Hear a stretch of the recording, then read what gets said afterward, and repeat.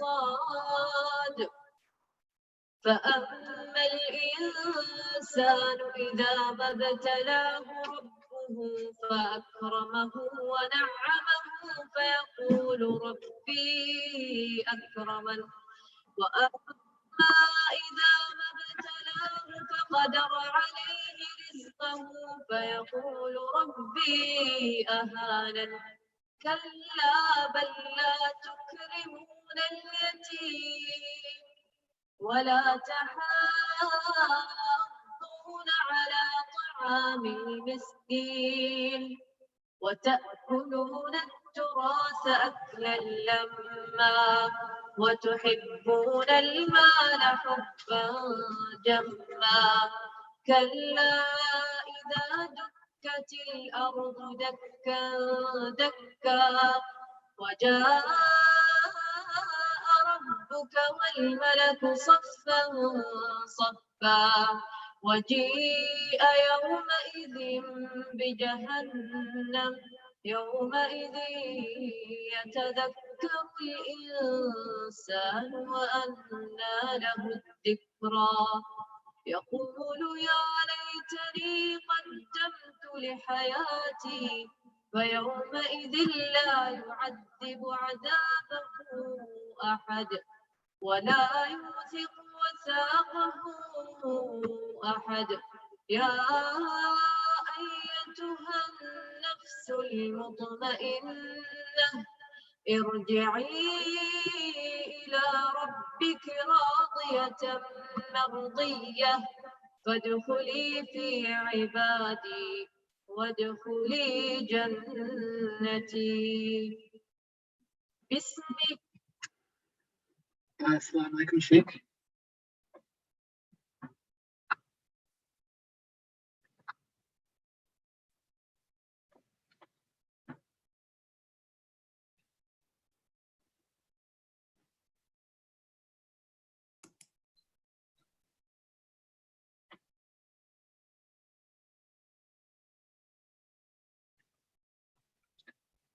Sheikh, Assalamu alaikum. Just wondering if you can hear us?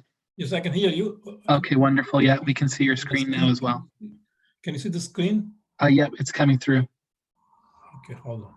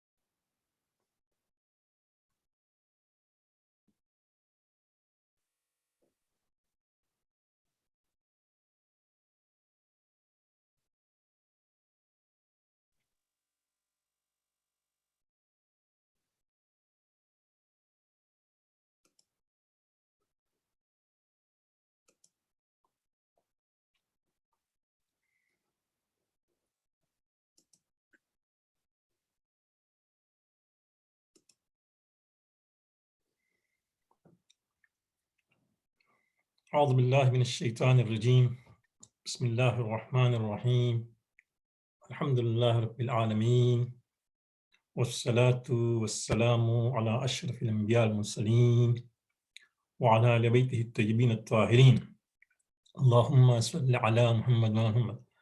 Assalamu alaikum wa rahmatullah, and thank you again for joining us for this new session after the holy month of Ramadan.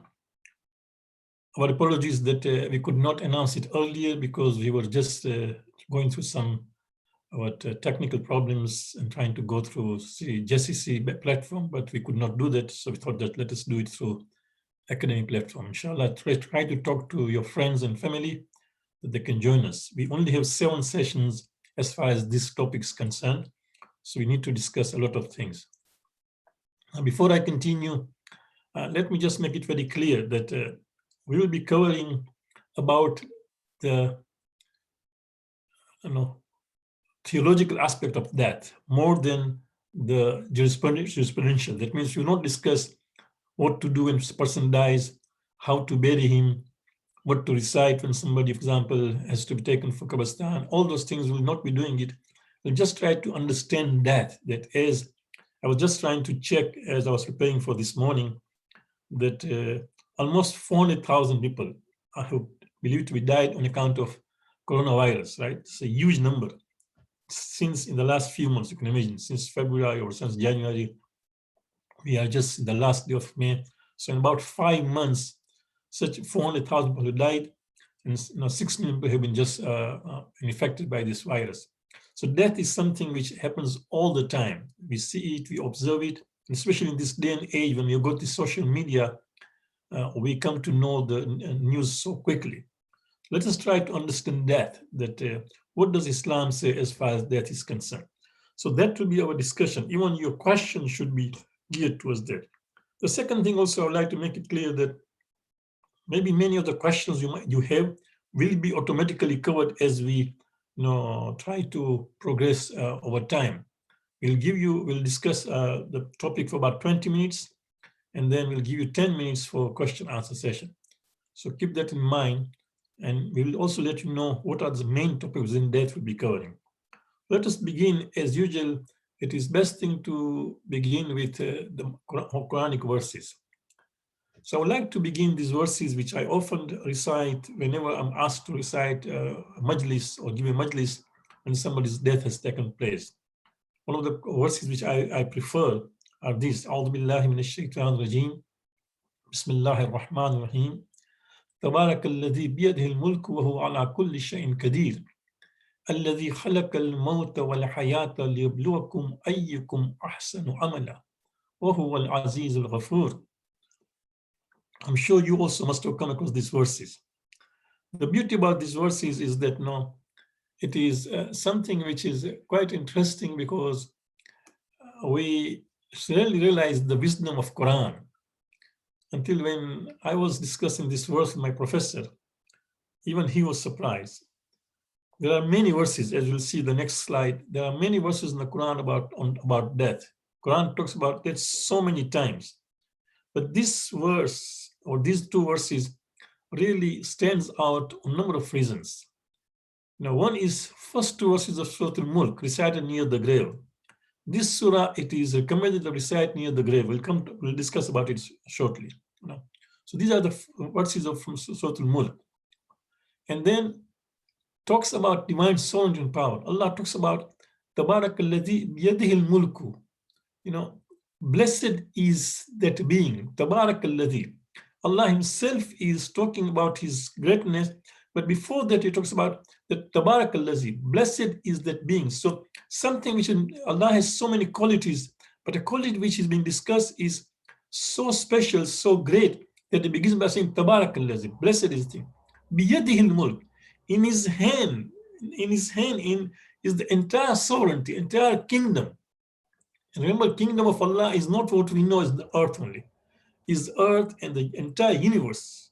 In one of the lectures earlier in Ramadan, if you remember, we said that the universe and this galaxy is so huge that our earth is just as a drop in it. So Allah is, in the entire hand. This is so metaphorical to say that the entire universe is in his hand. For example, when somebody is controlling the entire, for example, empire or the country, right, and say, it is my hand. So this is Allah's biyadil mulk. Wahu ala kulli shay'in qadir. If that first part was not enough, Allah says no. And he is also qudrat over everything. Because sometimes, for example, take for example what's happened in the States just now, right? In spite of such a huge country with such a huge army, but things are not in their control, right? Things are out of their control. So many cities are burning, right? But Allah says, no, this is within my hand. وَهُوَ عَلَى كُلِّ شَيْءٍ قَدِيرٌ. And He has power everything. That means absolute power, right?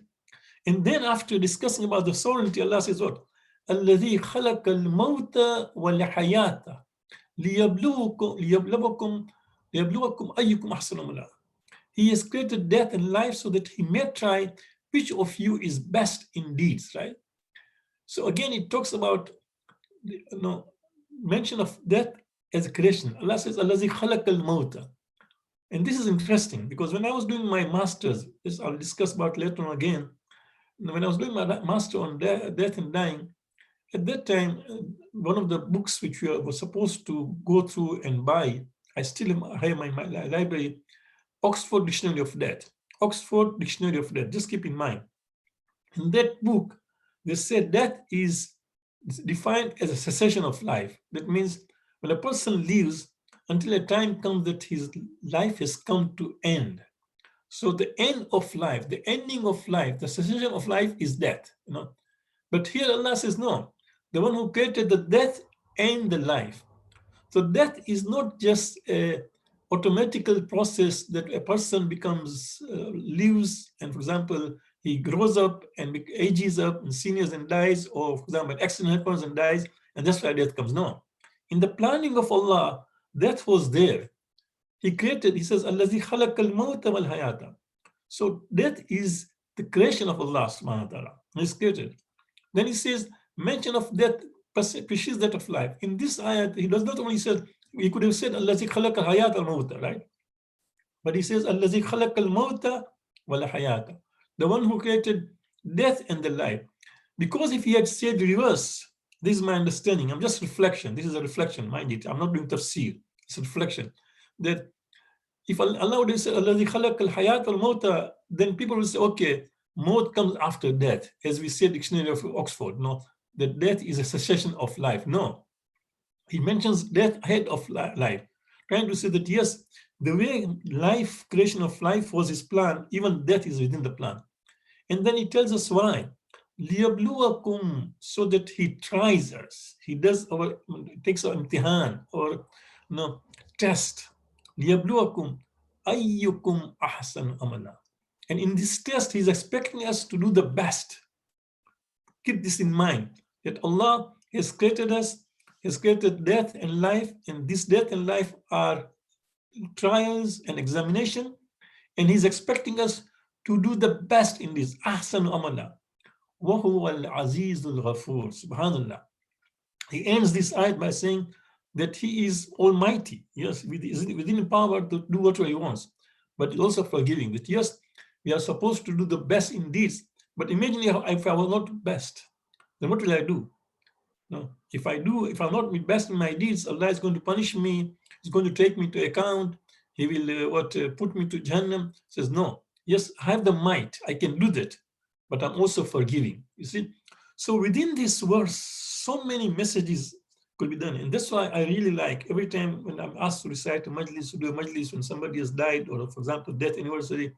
One of the verses I often use are these two verses. And even when I was doing my paper on death and dying in 1990s, when I was doing my bachelor in University of Alberta in Edmonton, at that time, my professor said there were 2,000 courses being given in North America on death. Why? Because they want to understand death, right? So when I told him that this is what Quran says, he was surprised. And he says he has been teaching about death for the last 12 years.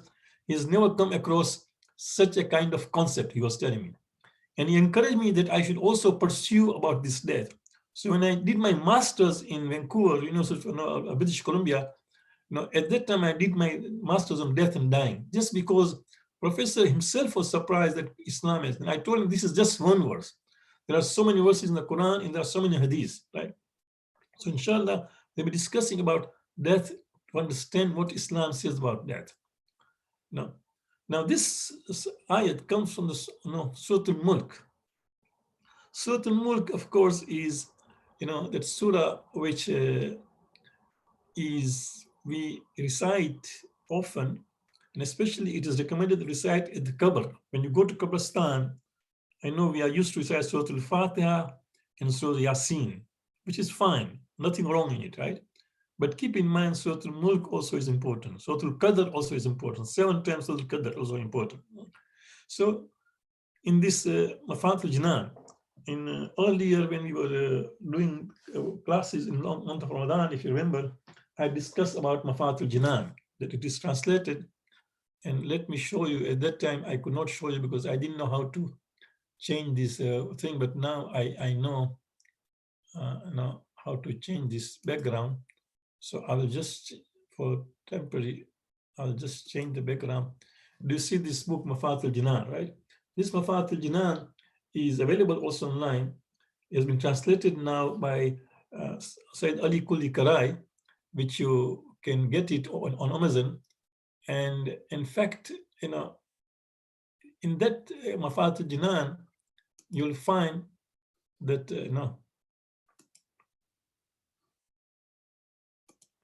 there are surahs in the beginning. Mafat begins with some number of surahs.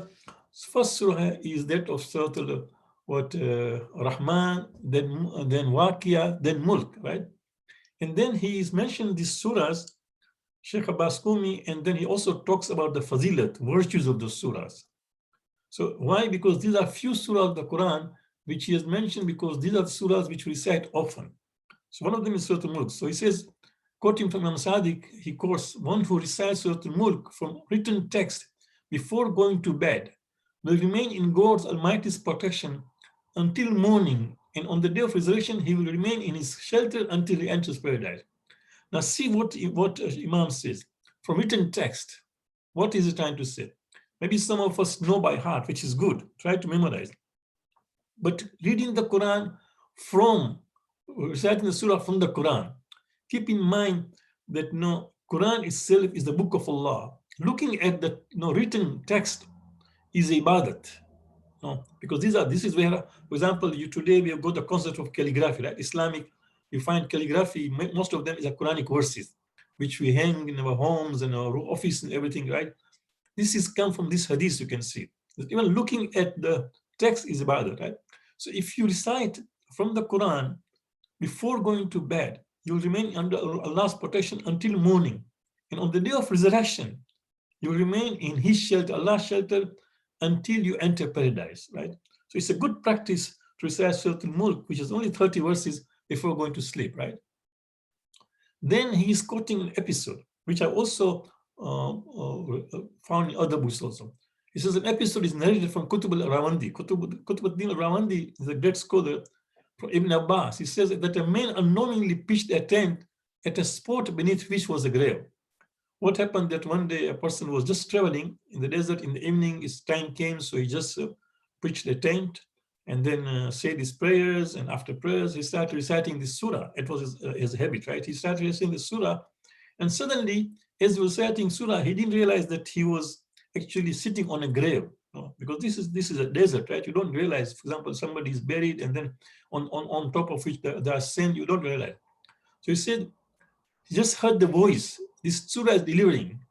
How the surah Munjia means delivers, delivers from the azab.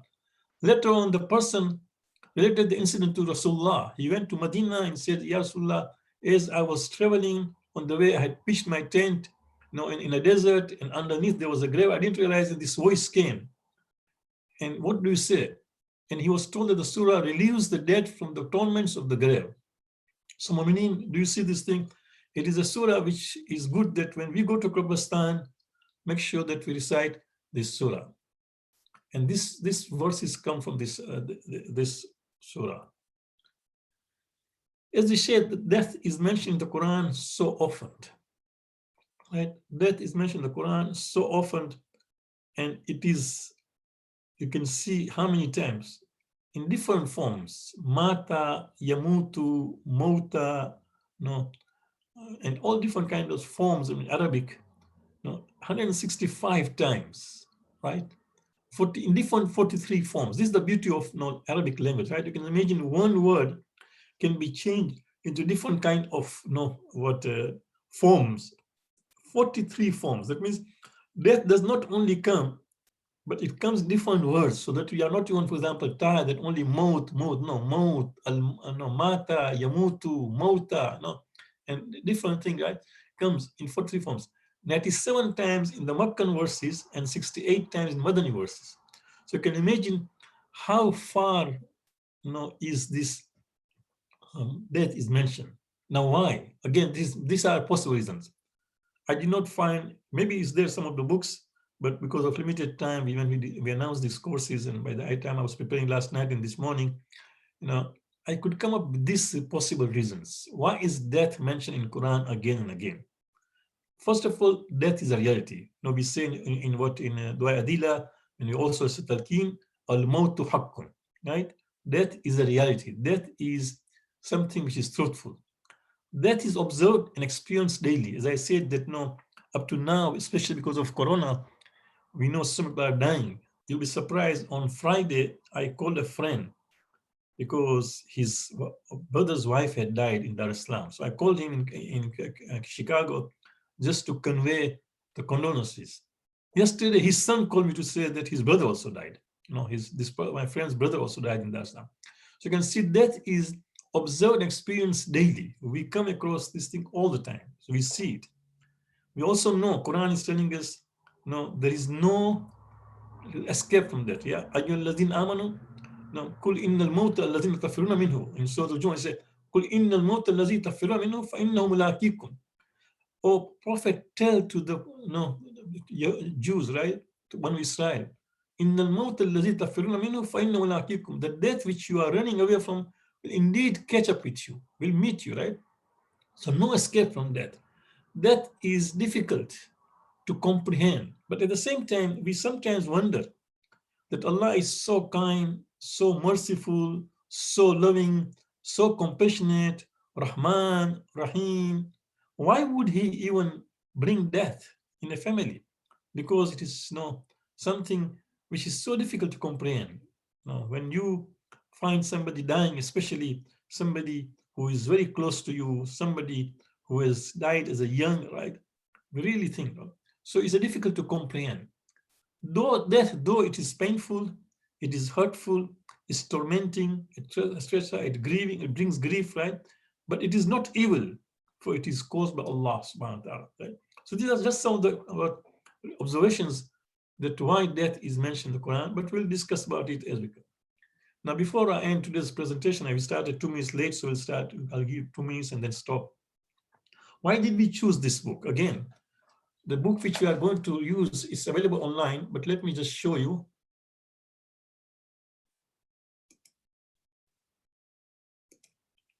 This is the book we are going to, inshallah, use.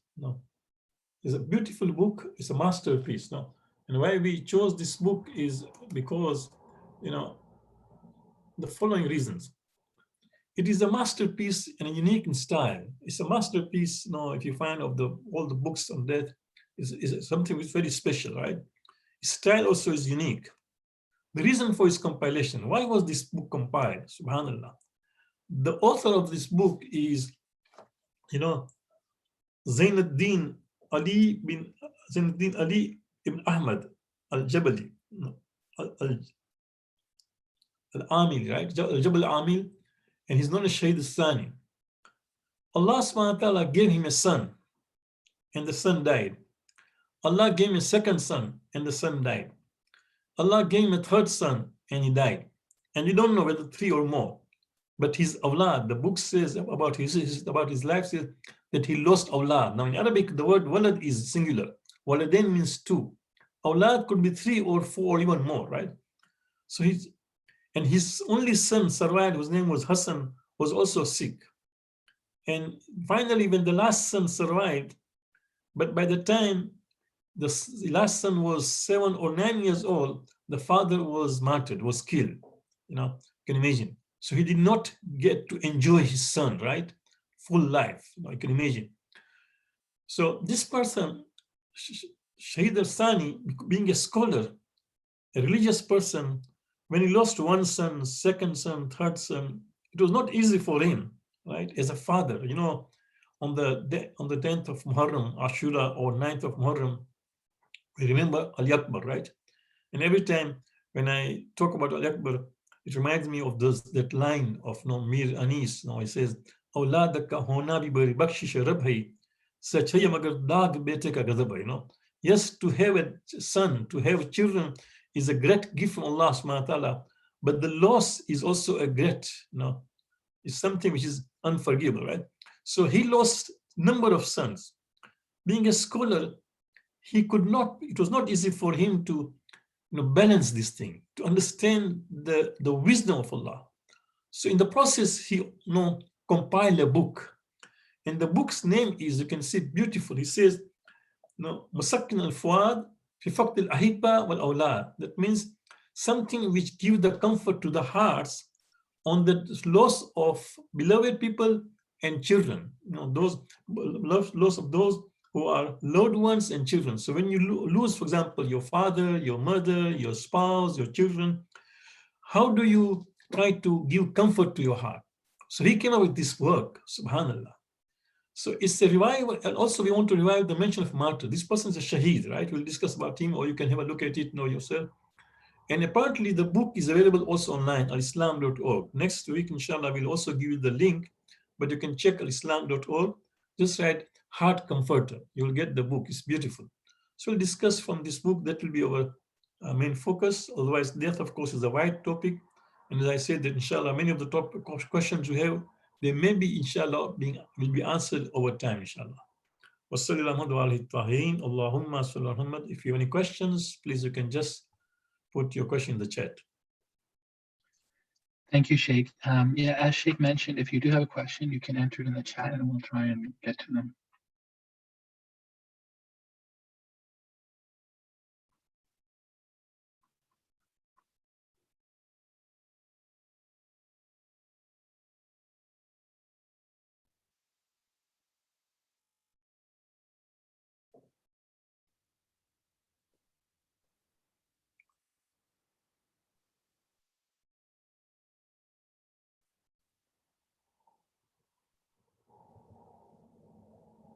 If you don't have questions, then at least I can tell you what are the topics we'll be covering.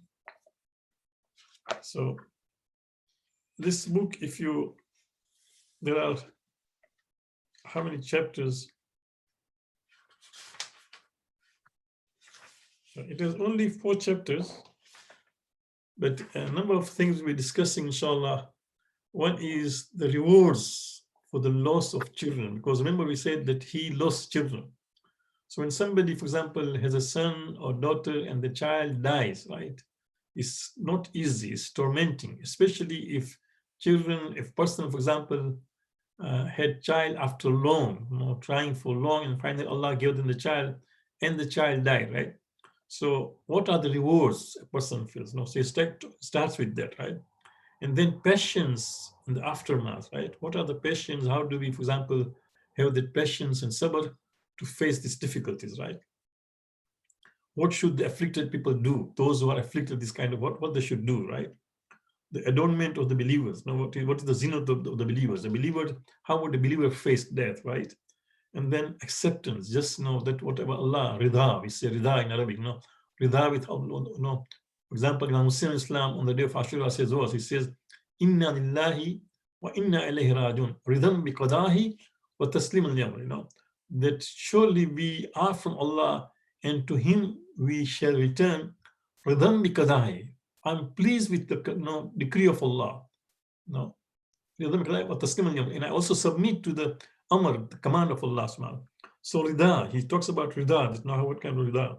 And then of course weeping and mourning, all those things, how to console, what are the etiquettes of consoling a believer who has lost a brother or a sister or a parent or a children. These are some of the topics which we covered, inshallah, in this text. Any questions? Yeah, Sheikh, one quick question is, what does mustaqim mean? Mustaqim. Yeah. Musakkin, yeah. Musakkin here, text, Musakkin is comfort. Sakan, right? Becomes sakana. For example, Sakina was known as Sakina because she was a comfort to her father. So Musakkin, that means that which brings comfort. It's Arabic word. Musakkin al-Fuad. Fuad is heart.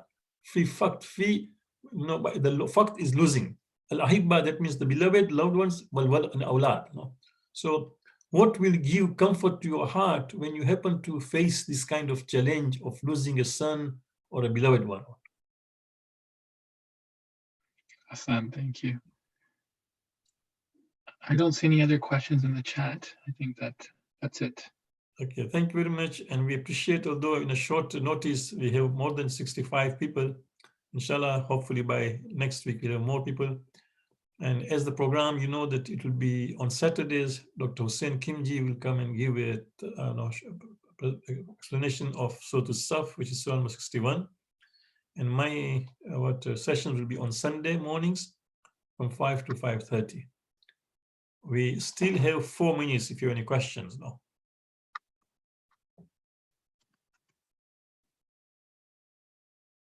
Okay, good. That's fine. So please do remember us and talk to your friends and family about these sessions. We'll see you inshallah next week. Allahumma salli ala Muhammad wa ala Muhammad. Hassan, thank you. We'll see you guys next Saturday, inshallah. Inshallah.